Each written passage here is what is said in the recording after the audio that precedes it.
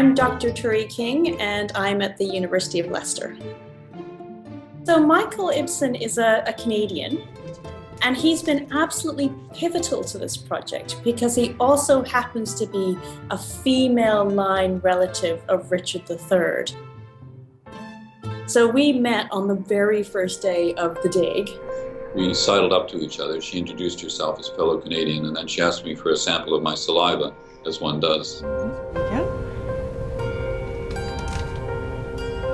Michael is a female line descendant of Anne of York, so Richard's eldest sister. So he's like a nephew to Richard, but 17th generation down.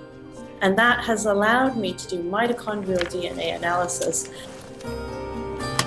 Mitochondrial DNA, and there's another piece of DNA, there's two of them basically that are inherited in a really simple way down through the generations. So mitochondrial DNA, we inherit it from our mothers because it's in the egg. So mom passes it down to all of her children, but only daughters can pass it on. Then I can look at a living individual with that female line link, and they can be a boy or a girl because they'll have invented their mitochondrial, they'll have inherited it from their mom. Then I can look at their mitochondrial DNA and see if it matches the spleen domains. And this is where Michael came in. The process of working with Turi was quite interesting because I was utterly ignorant about the work that she did. And she made many valiant attempts to enlighten me, and I think most of them failed miserably.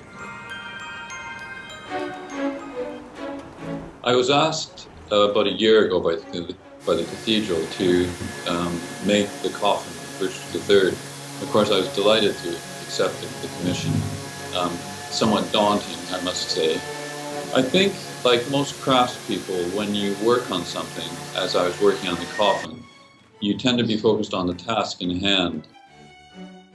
There are times, of course, at the end of a day, you stand back and you think, this is the coffin for Richard III.